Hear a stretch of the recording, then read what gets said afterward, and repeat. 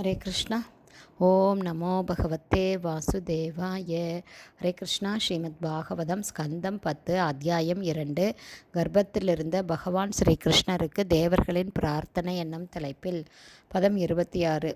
சத்யவிரதம் சத்யபரம் த்ரிசத்யம் சத்யஸ்ய யோனிம் நிஹிதம் ச சத்யே சத்யஸ்யே சத்யம் ருதசத்யநேத்திரம் சத்யாத்மகம் துவாம் சரணம் பிரபன்னா.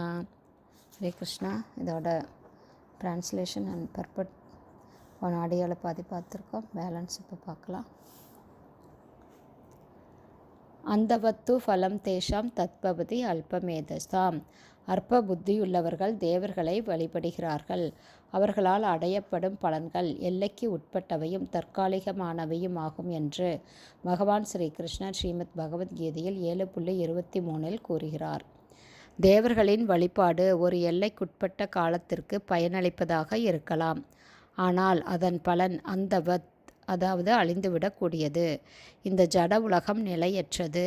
தேவர்கள் நிலையற்றவர்கள் மற்றும் தேவர்களால் அளிக்கப்படும் நன்மைகளும் நிலையற்றவை. ஆனால் ஜீவராசியோ நித்தியமானவன். நித்யோ நித்யானாம் சேதனஸ் சேதனானாம்.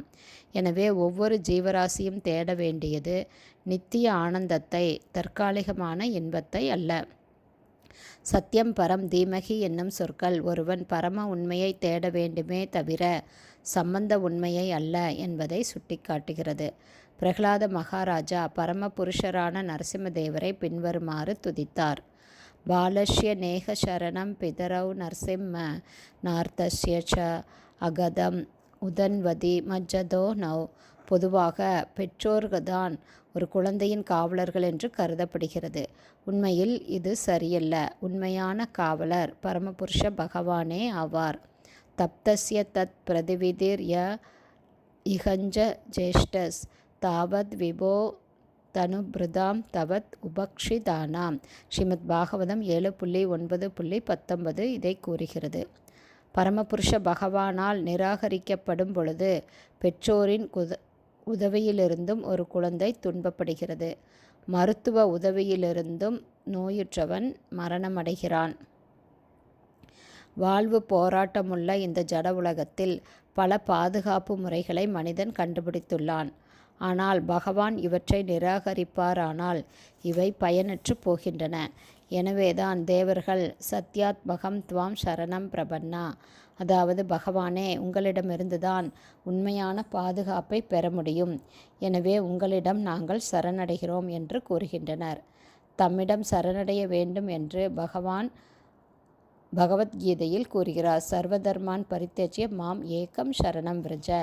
மேலும் அவர் கூறுவதாவது, சக்ருத ஏவ பிரபன்னோ யஸ் த்வாஸ்மீதி ச யாச்சதே அபயம் சர்வதா தஸ்மை ததாமே ஏதத் விரதம் மம. அதாவது எவனொருவன் எம்பெருமானே, இன்று முதல் நான் தங்களிடம் பூரண சரணாகதியடைகிறேன் என்று கூறி உண்மையாக என்னிடம் சரணடைகிறானோ அவனை எப்போதும் நான் பாதுகாக்கிறேன். ராமாயணம் யுத்தகாண்டத்தில் 18.33 கூறப்பட்டுள்ளது. கம்சனாலும் அவனது ஆட்களாலும் துன்பப்படுத்தப்படும் பக்தர்களையெல்லாம் காப்பதற்காக பரமபுருஷ பகவான் கிருஷ்ணர் இப்போது தமது பக்தையான தேவகியின் கர்ப்பத்தில் தோன்றியதால் தேவர்கள் பகவானை துதித்தனர். இவ்வாறாக பகவான் சத்தியவிரதராக செயல்படுகிறார்.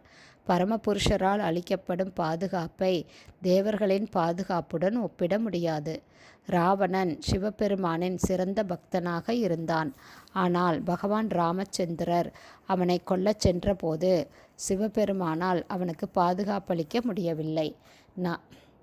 நாரதரை போன்ற மாமுனிவர்களாலும் மற்றும் பல தேவர்களாலும் சூழப்பட்டிருந்த பிரம்மதேவரும் சிவபெருமானும் கண்ணுக்கு தெரியாதபடி கம்சனின் வீட்டில் தோன்றினார்கள்.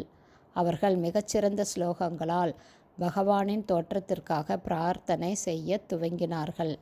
ஹரே கிருஷ்ணா. ஸ்ரீமத் பாகவதம் ஸ்கந்தம் 10 அத்தியாயம் 2 கர்ப்பத்திலிருந்த பகவானுக்கு தேவர்களின் பிரார்த்தனை என்னும் தலைப்பில் பதம் 26 ஸ்ரீல பக்திவேதாந்த சுவாமி பிரபுபாதாவின் விளக்க உரை அடுத்த ஆடியோவிலும் தொடரும்.